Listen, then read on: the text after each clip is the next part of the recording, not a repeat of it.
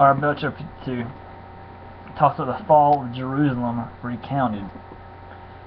Zedekiah was 21 years old when he became king, and he reigned 11 years in Jerusalem.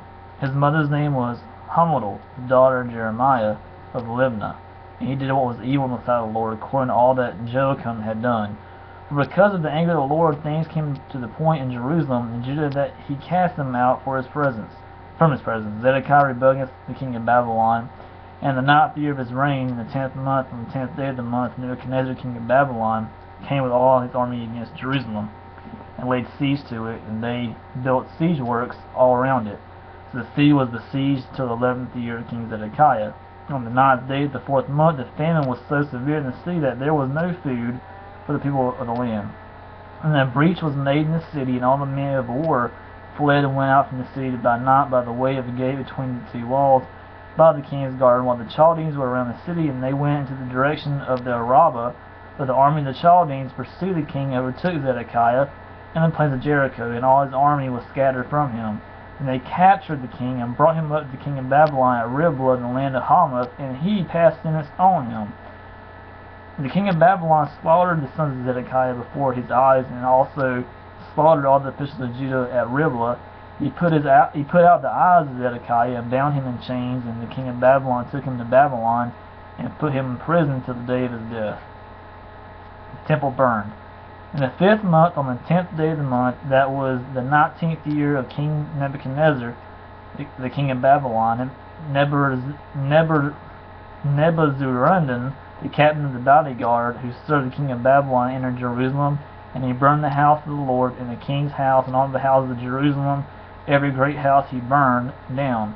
And all the army of the Chaldeans, who were with the captain of the guard, broke down all the walls around Jerusalem. And Nebuzaradan, the captain of the guard, carried away captive some of the poorest of the people, and the rest of the people who were left in the city, and the deserters who had deserted to the king of Babylon, together with the rest of the artisans. But Nebuzaradan, the captain of the guard, left some of the poorest of the land to be vine dressers and plowmen. And the pillars of bronze that were in the house of the Lord, and the stands and the bronze seat that were in the house of the Lord, and the Chaldeans broke them in pieces, and carried all the bronze to Babylon. And they took away the pots and shovels, and the snuffers, and the basins, and the dishes for incense, and all the vessels of bronze used in temple service, also the small bowls, and the fire pans, and the basins, and the pots, and the lampstands, and the dishes for incense, and the bowls for drink offerings. What was of gold, the captain of the guard took away as gold, and what was silver as silver. As for 2 pillars, the one sea, 12 bronze bowls that were under the sea, and the stands which Solomon the king had made for the house of the Lord, the bronze of all these things was beyond weight. As for the pillars, the height of the one pillar was 18 cubits, its circumference was 12 cubits, and its thickness was 4 fingers, and it was hollow. Only it was a capital of bronze. The height of the one capital was 5 cubits of network and pomegranates. All the bronze were around the capital. And the second pillar had the same with pomegranates. There were 96 pomegranates on the sides. All the pomegranates were 100 upon the network of all around. The people exiled to Babylon. And the captain of the guard took Seraiah the chief priest, and Zephaniah the second priest, and the 3 keepers of the threshold. And from the city he took an officer who had been in command of the men of war, and 7 men of the king's council who were found in the city, and the secretary of the commander of the army who mustered the people of the land, and 60 men of the people of the land who were found in the midst of the city. And Nebuzaradan, the captain of the guard, took them and brought them to the king of Babylon at Riblah.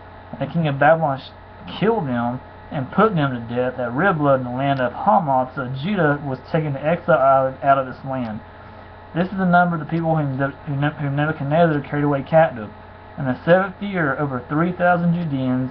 In the 18th year of Nebuchadnezzar, that he carried away captive from Jerusalem, over 800 people. In the 23rd year of Nebuchadnezzar, Nebuzaradan, the captain of the guard, carried away captive of the Judeans, over 700 people. All the people were about 5,000. Jehoiachin released from prison. In the 37th year of the exile of Jehoiachin, king of Judah, in the 12th month, on the 25th day of the month, Evil Merodach, king of Babylon, the year that he became king, graciously freed Jehoiachin, king of Judah, and brought him out of prison. He spoke highly to him, and gave him a seat above the seats of the kings who were with him in Babylon. So Jehoiachin put off his prison garments, and every day of his life he dined regularly at the king's table. And for his allowance, a regular allowance was given to him by the king according to his daily need, to the day of his death, as long as he lived. So 52, which is the last chapter of Jeremiah, talks about the fall of Jerusalem recounted. The temple was burned, and people were exiled to Babylon, and Jehoiachin was released from prison. So 52, and I will be back with Lamentations next.